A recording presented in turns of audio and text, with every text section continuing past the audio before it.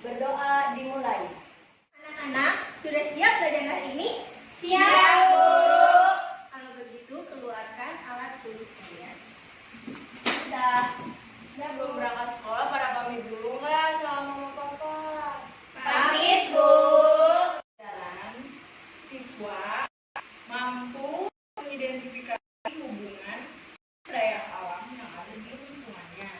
Yang kedua, siswa mampu menuangkan hasil diskusi, laporan, dan melaporkan hubungan antara karakteristik sumber daya alam yang ada di lingkungan sekitar. Mulai pelajaran, kita nyanyi dulu yuk. Mau nggak nyanyi Halo Bandung? Mau, Bu. Halo Bandung. Hafal, Bu. Terus langsung nyanyi. Halo Bandung. Yang buka buku paket yang tema 6, halaman 27. Yang ini ya. Coba dibuka halaman 27. Ada? Ada, Bu. 27 ini, yang pertama ada gambar apa ini?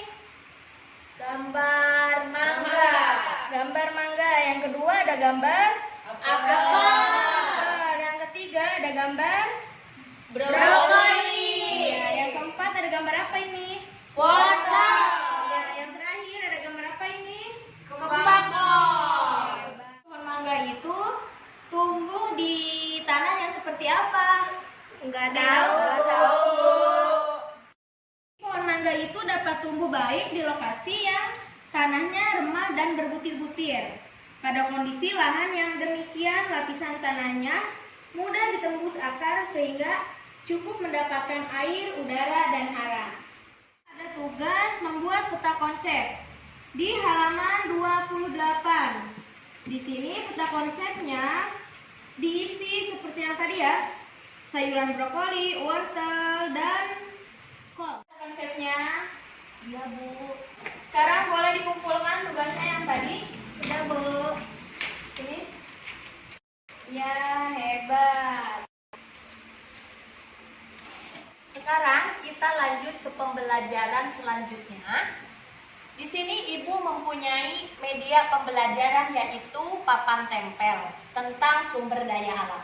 Nah, di sini siapa yang tahu tentang sumber daya alam? Ada yang tahu? Irma? Putri? Silvi? Tahu, Bu. Alia? Enggak ada yang tahu. Nah, Ibu bakal jelasin tentang sumber daya alam. Apa itu yang dimaksud dengan sumber daya alam? Sumber daya alam adalah segala sesuatu yang berada di alam. Coba diulang. Silvi, apa yang dimaksud dengan sumber daya alam? Yang ada alam-alamnya, Bu. Yang ada alam-alamnya. Contohnya apa yang ada alam-alamnya? Pantai. Pantai. Terus Irma, apa yang dimaksud dengan sumber daya alam? Sumber daya yang ada di alam, Bu.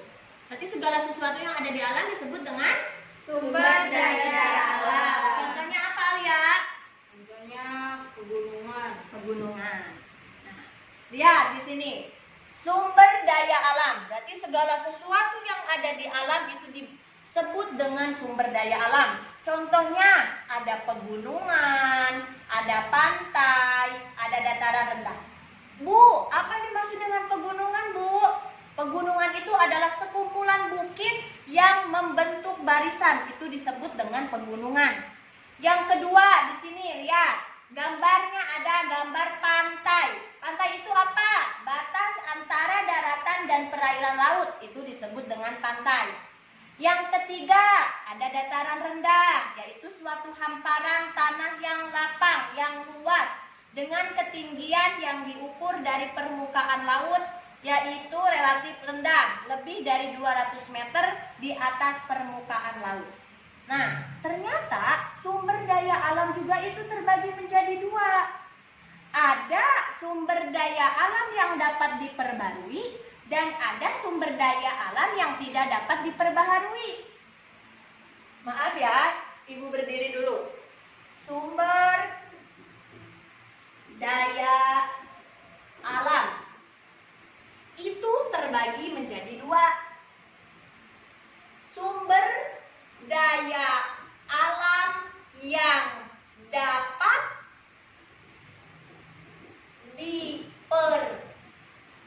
diperbaharui, ada sumber daya alam yang tidak dapat diperbaharui.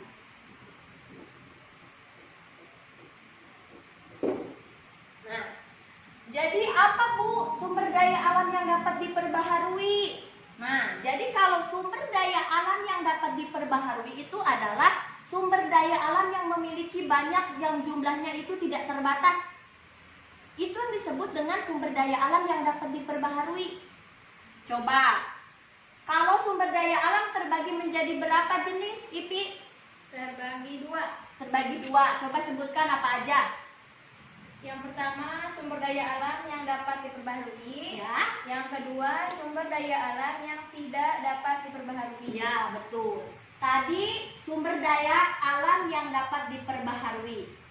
Contohnya, ada sinar matahari, ada angin, ada air. Itu termasuk ke dalam sumber daya alam yang dapat diperbarui. Karena matahari, angin, air itu jumlahnya banyak. Berarti jumlahnya tidak terhingga, tidak terbatas. Itu yang dimaksud dengan sumber daya alam yang dapat diperbaharui.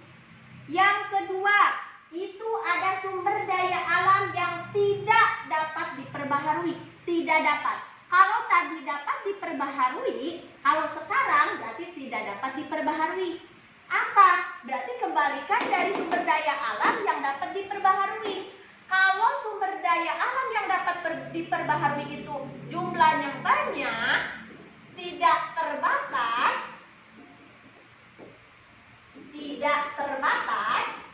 maka sumber daya yang tidak dapat diperbaharui itu jumlahnya sedikit atau terbatas. Gitu.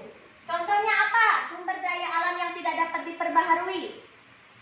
Batu bara, gas alam, minyak bumi. Kenapa minyak bumi terbatas Bu jumlahnya? Karena yang namanya minyak bumi itu perlu beberapa tahun untuk mengolahnya. Kenapa? Fosil, dari fosil. Minyak bumi itu dari fosil. Dari beberapa sisa-sisa makhluk hidup yang ada di laut dari jutaan tahun yang lalu. Jadi kalau misalnya harus ada lagi minyak bumi, kalau misalnya minyak bumi itu dipakai terus-menerus akan habis, ada laginya lama karena prosesnya lama. Membentuk minyak bumi ini harus dari beberapa tahun. Makanya minyak bumi, batu bara, gas alam termasuk ke dalam sumber daya alam yang tidak dapat diperbaharui. Coba, sumber daya alam itu artinya apa sih tadi, Alia? Sumber daya alam itu Iya. sesuatu yang ada di alam. Sesuatu yang ada di alam. Contohnya apa, Irma? Gunung. Gunung. Terus apa lagi, Put?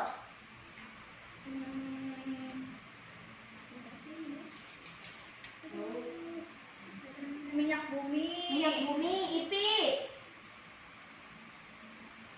Dataran rendah. Dataran rendah, ya.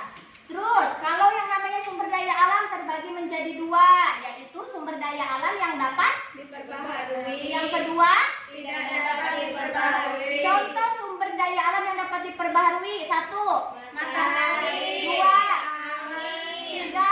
Air. Sekarang sumber daya alam yang tidak dapat diperbaharui. Batu bara. Minyak bumi. Gas alam. Nah, oke. Sekarang Ibu punya hadiah. Apa tuh Bu? Isi ya di kertasnya masing-masing. Soalnya tidak usah ditulis, langsung isinya aja.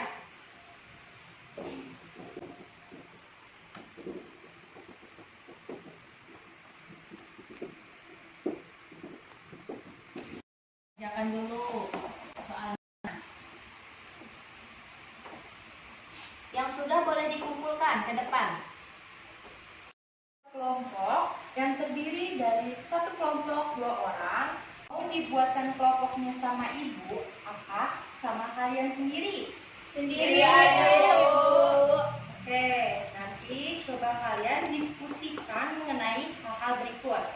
dengerin ya, nggak boleh berisik. Iya, Bu. Di antara lingkungan-lingkungan berikut, termasuk lingkungan apakah daerah tempat tinggalmu? 1. Pegunungan. 2. Daratan rendah. 3. Pantai.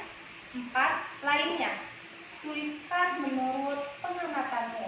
Coba kalian tuliskan di buku kalian masing-masing. Baik, Bu. Nah, kalau sudah, ada lagi. Tuliskan potensi sumber daya alam yang ada di daerahmu. So, ditulis di buku kalian.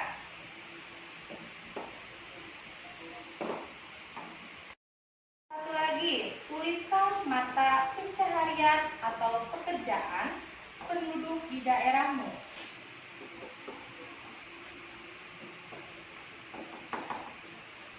Sudah? Nah, buatlah laporan hasil diskusimu.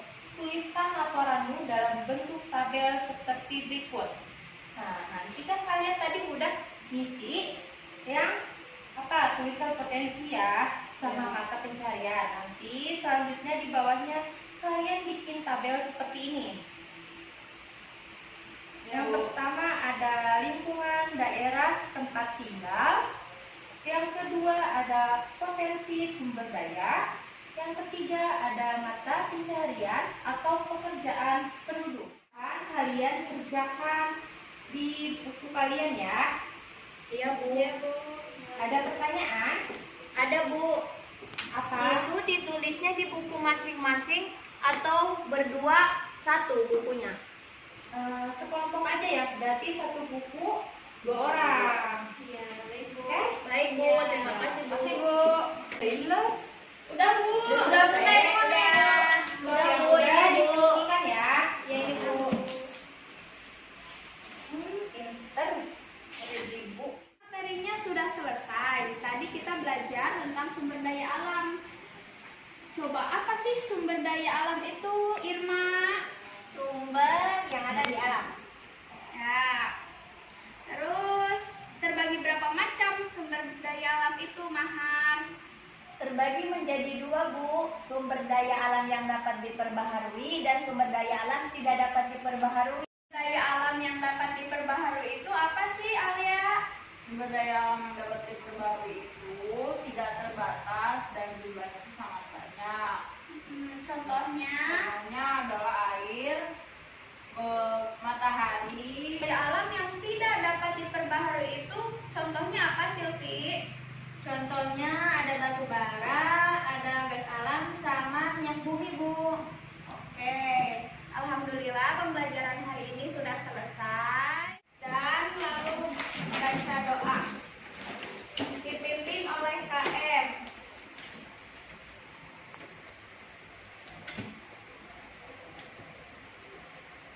Duduk siap.